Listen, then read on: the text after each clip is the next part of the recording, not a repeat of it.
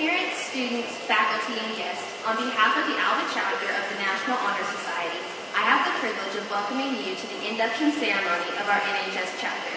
We are pleased that you have come to share this occasion with us. The National Honor Society was organized by the National Association of Secondary Principals on March 1st, 1921, so it is 93 years old this year. There are now over 20,000 chapters in the United States. Recognizing students who excel in school by electing them to the membership is as significant today as it was in 1921. The prestige of the society is reflected in the millions of former members who retain pride in their membership. Will any former members of the National Honor Society in our audience please stand?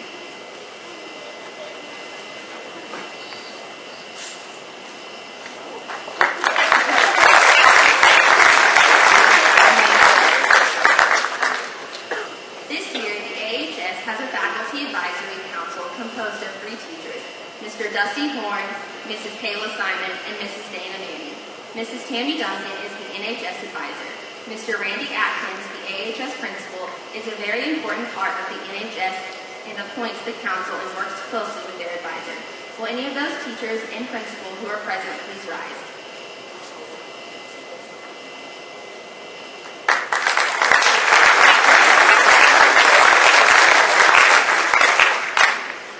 I would like to recognize any Alva board members, administrators, and teachers at any grade level to rise. We want to thank you for your support and presence with us today.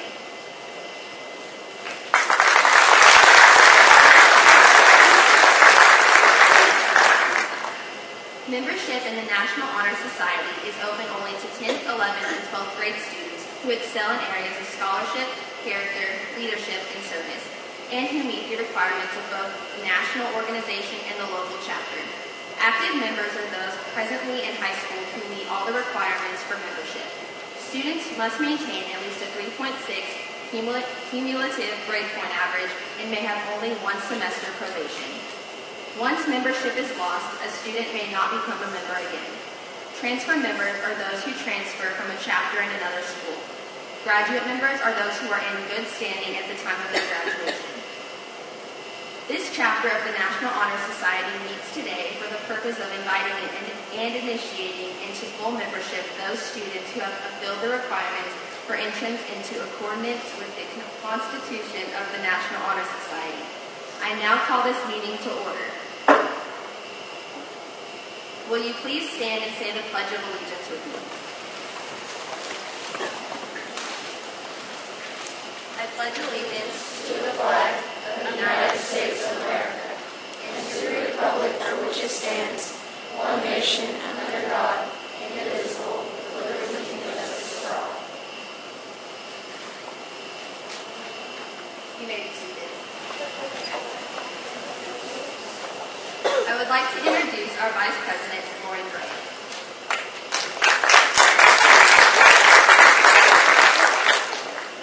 Character, scholarship, leadership, and service. These are the ideals of our honor society.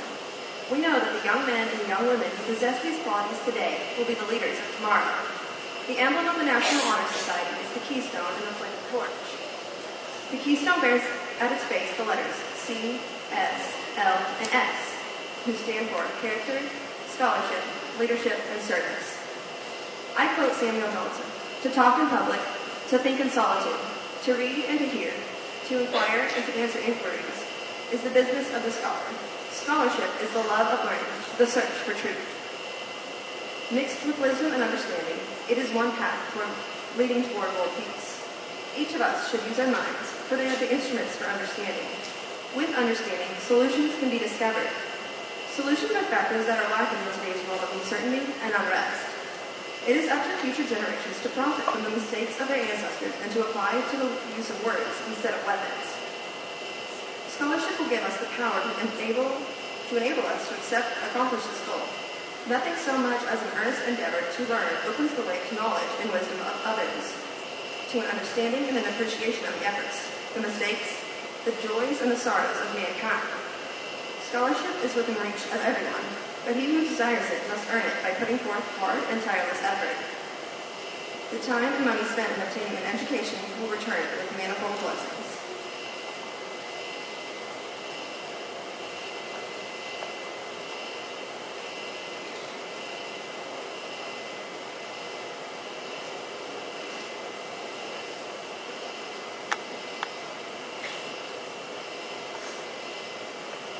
Cheney Bird, our secretary, will speak of character.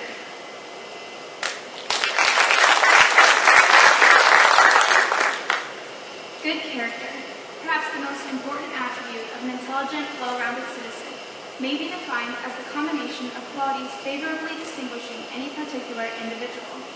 In other words, how one acts as well as feels on such issues as morals and honesty determine, to a very large extent, one's character. After such a definition, it is easy to see the tremendous significance of high moral fiber. H. Jackson Brown states, "Our character is what we do when we think no one is looking."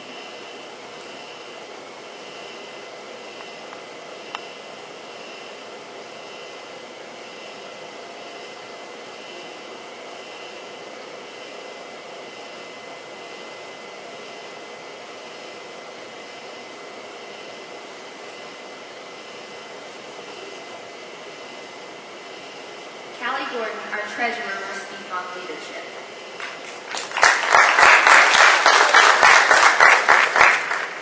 Leadership in its highest sense is not simply an outgrowth of vigorous and pleasing personality. Leadership, in order to benefit humankind, must proceed from unselfish motives, from strong character, and from a self-informed mind. It requires constant denial of the self and genuine affection for humankind. Humility is a requisite here. Also, for the success of any cause is endangered when the leader thinks more of himself than of the cause.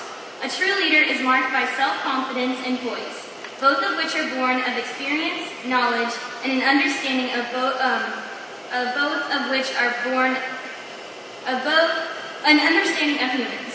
Self-confidence is not conceit, but it is a genuine belief in righteousness in one's cause and just appraisal of one's ability and knowledge.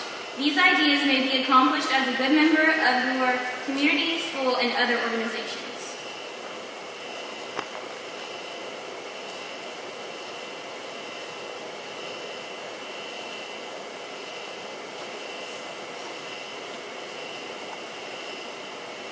Morgan Cheever, our parliamentarian, will speak on service.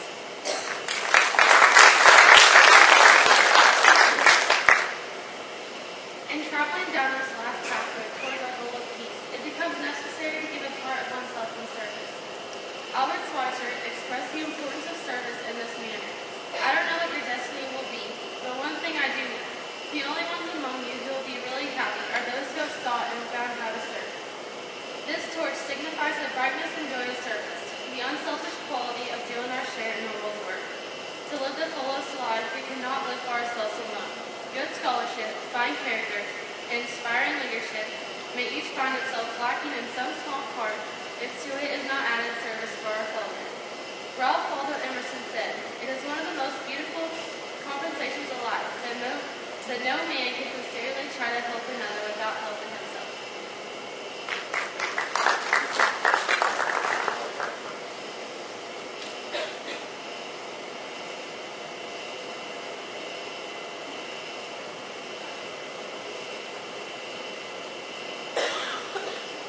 When your name is called, please come forward and sign the membership book and receive your pin. Parent, guardian, or friend of the inductee, please come forward and join your student for the pinning. Lane Madison.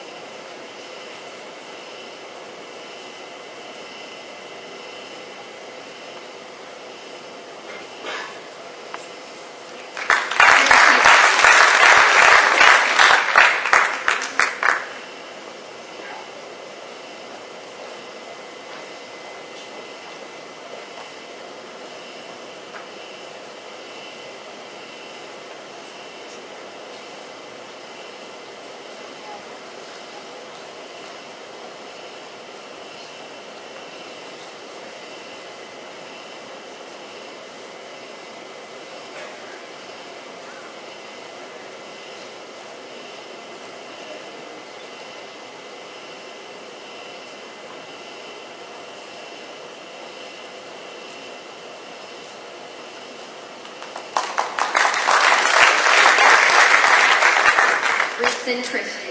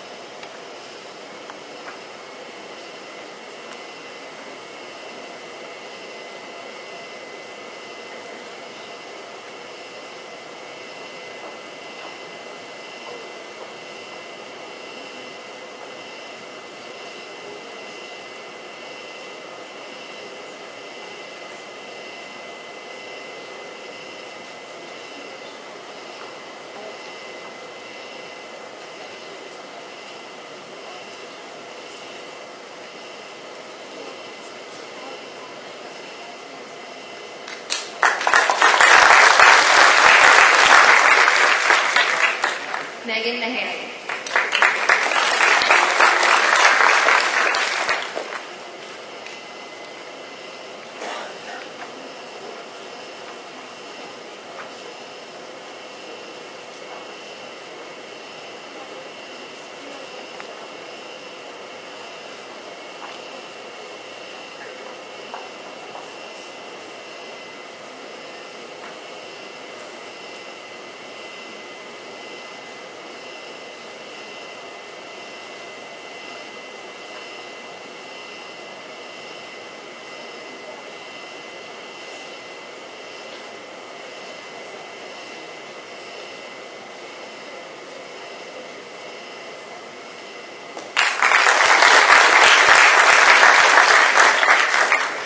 Sylvia Morris.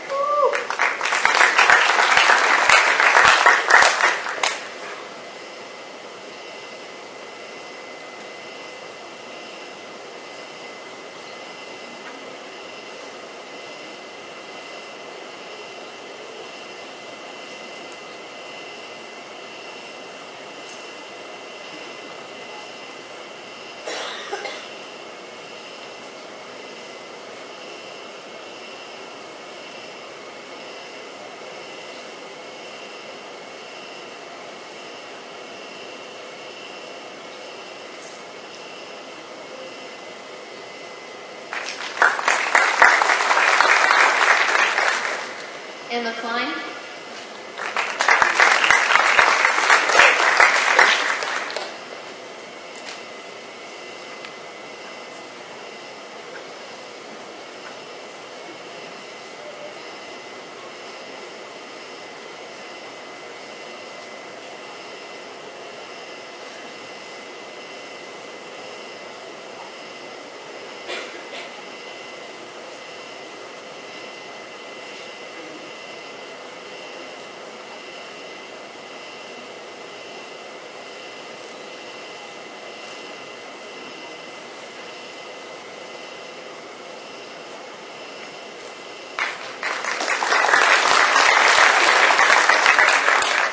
Joseph Ortiz.